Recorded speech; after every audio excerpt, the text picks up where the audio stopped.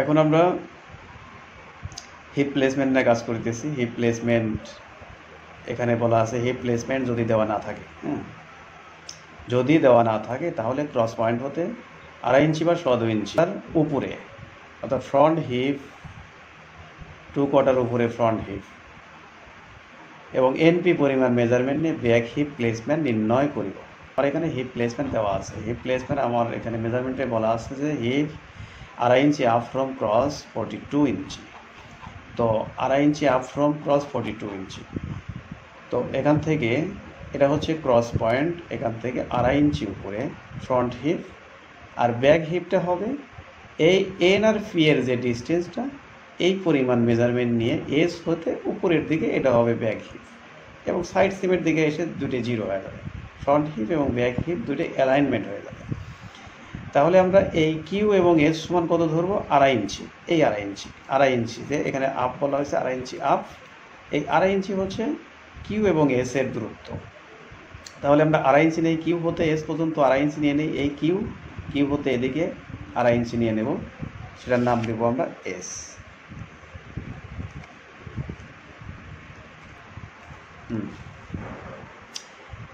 এইবার আছে এই টি লাইনটা হচ্ছে টি এবং এই ভি লাইনটা হচ্ছে back heap placement.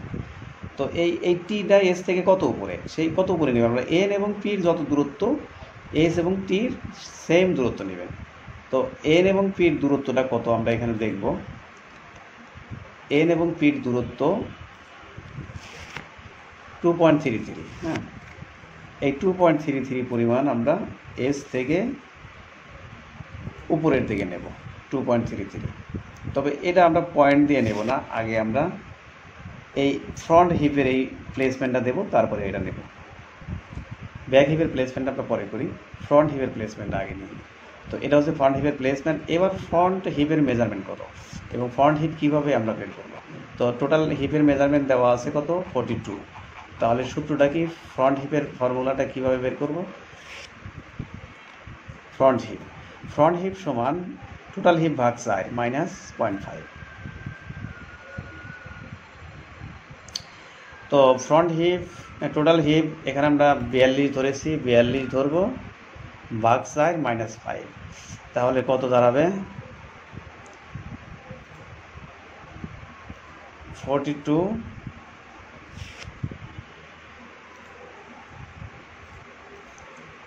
Divided 4 minus 0.5 equal to 10।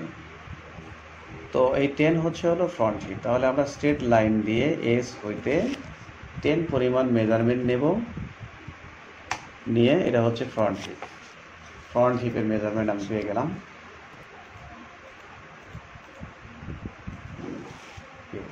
এই এস আর ইউ হচ্ছে ফ্রন্ট হিপ। এবার আমরা ব্যাক হিপ প্লেসমেন্ট নির্ণয় করি। তো ব্যাক হিপ প্লেসমেন্টটা নির্ণয় করব কিভাবে?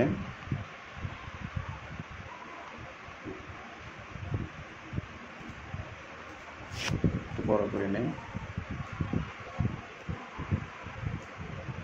প্রথমেই বলা আছে যে এই এনপি পরিমাণ মেজারমেন্ট নিয়ে এস হতে উপরের দিকে ব্যাক হিপ প্লেসমেন্ট আমরা নির্ণয় করব। এখানে এনপি মেজারমেন্ট সমান হচ্ছে হলো 2.33।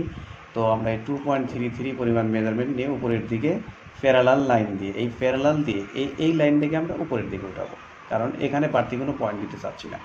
এটাতে 2.33। ওকে, এইবার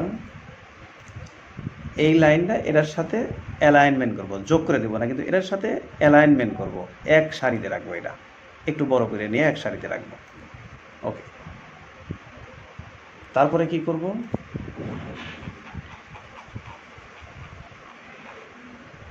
তো ব্যাক হিপ প্লেসমেন্ট আমরা নিয়ে নিচ্ছি। এখন ব্যাক হিপের মেজারমেন্টটা আমরা ক্যালকুলেশন করব। এখানে ব্যাক হিপ সমান কত? ব্যাক হিপ সমান total hip divided 4 plus 5। Front হিপের ক্ষেত্রে আমরা -5 করেছি, ব্যাক হিপের ক্ষেত্রে +5 করব। তো টোটাল হিপ এখানে আমরা ধরছি কত?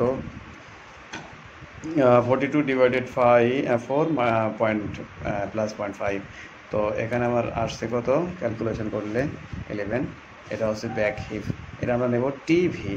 তো টিভি সমান হলো ব্যাক হিপ মেজারমেন্ট কত? 11 টিভি। তো এখন আমরা এই পয়েন্টের নাম দেব টি।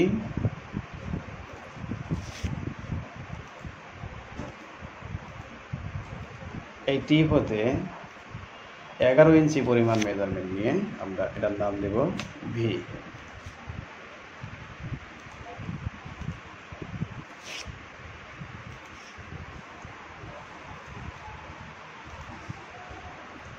স্টেপ 6, এবার ওয়েস্টটা আমরা ক্যালকুলেশন করব।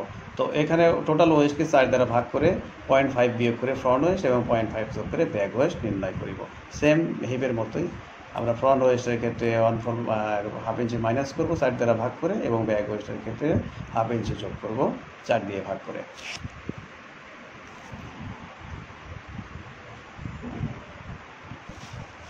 আচ্ছা, এবার ফ্রন্ট ওয়েস্ট নির্ণয় করার আগে আমরা এস এবং এন পয়েন্টটা যোগ করে কার করে দিই, তাহলে আমার রাইসের লুকিংটা সুন্দর আসবে। শিফট চেপে ধরে বেজিয়ার দিয়ে যোগ করে দিলাম। এবার হ্যান্ডেল দিয়ে হ্যান্ডেল সিলেক্ট করে রিশেপ দিয়ে এটারে কার্ভ করে দেব। এবার আমার ফ্রন্ট রাইস মেজারমেন্ট কত, 9.5। এটা চেক করে দেখি 9.5 এখানে হয়েছে কিনা।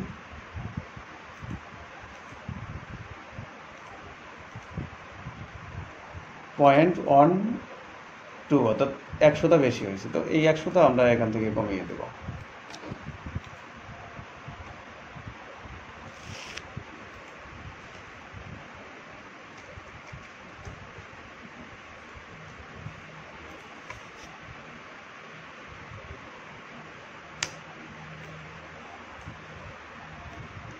এবার ওয়েস্ট ক্যালকুলেশন করে আমরা কত পেয়েছি, 8। ফ্রন্ট ওয়েস্ট পেয়েছি 8 ইঞ্চি। এবার আমরা এই আর হইতে 8 ইঞ্চি পরিমাণ মেজারমেন্ট নিয়ে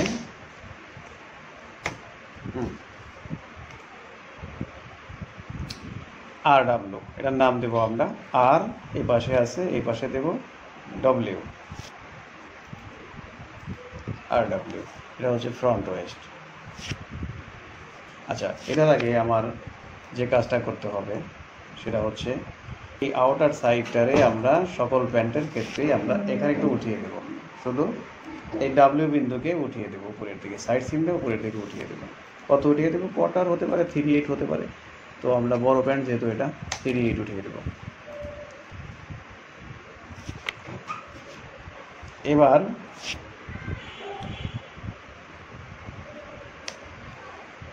আমার ব্যাক ওয়েস্ট, ফ্রন্ট ওয়েস্ট ওকে, এখন আর ব্যাক ওয়েস্ট নিতে হবে। তাহলে ব্যাক ওয়েস্ট আমরা কীভাবে নেব, এবার যেটা বলা হয়েছে সেটা হচ্ছে প্যারালাল লাইন দিয়ে এই টি এবং ভি লাইনকে প্যারালাল করে উপরের দিকে উঠাবো। কত দূর পর্যন্ত উঠাবো আন্দাজে উঠালে হবে না। আমরা এই পয়েন্টের সাথে এই পয়েন্ট অ্যালাইনমেন্ট করে মোটামুটিভাবে যে অনুমান করে এটার সাথে এই পয়েন্টের সাথে এই লাইন অ্যালাইনমেন্ট করে এত দূর পর্যন্ত আমরা উঠাবো।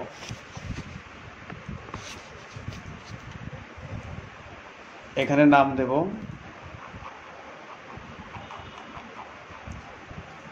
এক্স এবং এই পাশে ওয়াই। এটার নাম হলো এক্স এবং ব্যাক ওয়েস্টের মেজারমেন্ট কত, ব্যাক ওয়েস্টের মেজারমেন্টটা 9। এই 9 পরিমাণ মেজারমেন্ট নেব কোথার থেকে, এক্স হতে এই দিকে 9 পরিমাণ মেজারমেন্ট নিব। ইনসার্ট করে দেব, বাড়তি অংশ কেটে নেই।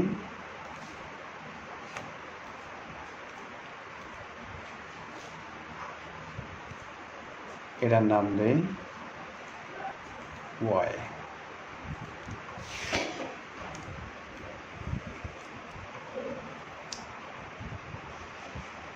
এইবার স্ট্রেট লাইন দিয়ে এক্স এবং টি যোগ করে দেই। বেজিয়ার লাইন দিয়ে পি এবং শিফট চেপে ধরে টি যোগ করে দিই। এবার রিশেপ দিয়ে এটাকে কার্ভ করে দিই।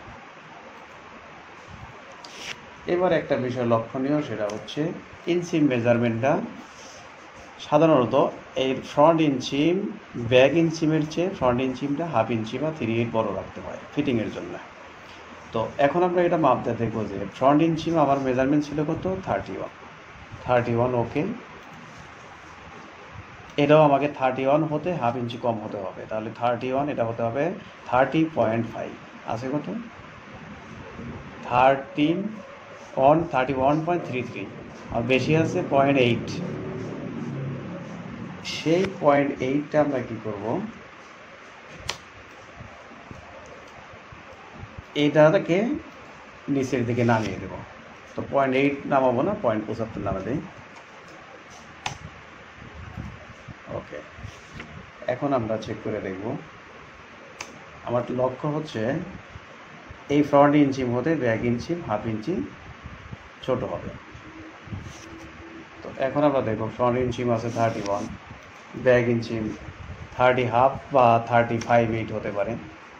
তো এখানে আমার 35.8 আছে, তার মানে 3/8 আমার ছোট আছে, চলবে। ওকে,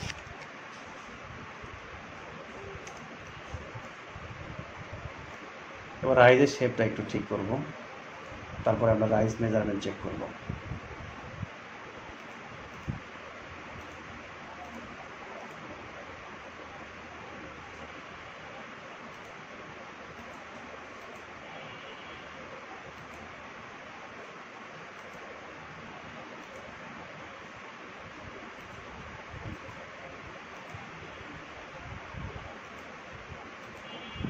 আচ্ছা, পরবর্তীতে আমরা আরেকটু ঠিক করে নেব, আগে মেজারমেন্টটা চেক করি।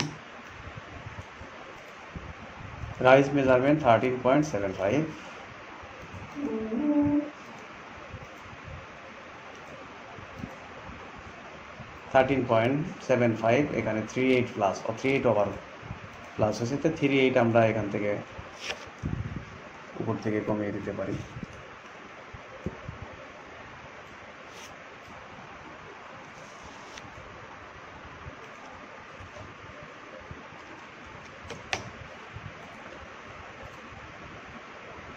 এবার আমরা এটার সাথে এই লাইনটা অ্যালাইনমেন্ট করে নেব। এখন আরেকটা বিষয় লক্ষণীয়, সেটা হচ্ছে এটারে আমরা সিমেট্রিক করব, ফোল্ড করে দেখব যে এটা নিচের দিকে ভি শেপ হয়েছে নাকি উপরের দিকে হাইকিং হয়েছে, সেটা চেক করার জন্য।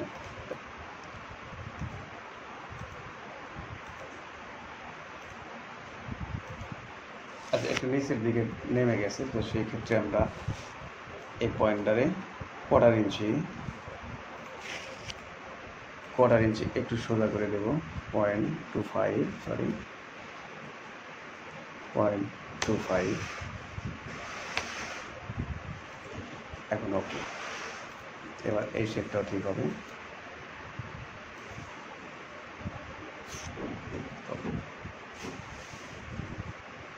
ওকে,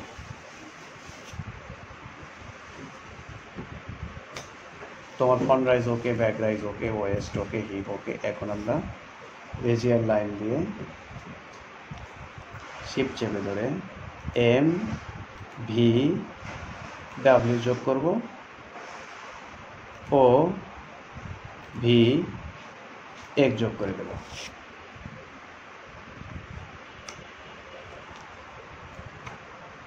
এইবার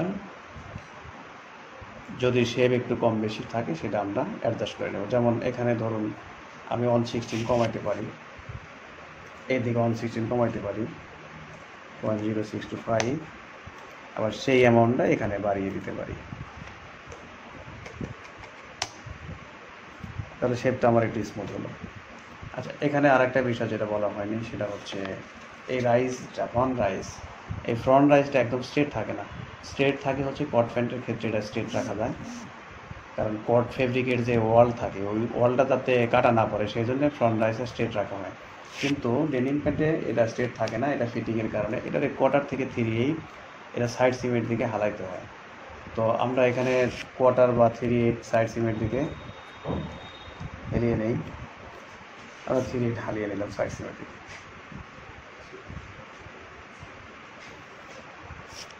তো আমার বেসিক প্যাটার্ন শেষ।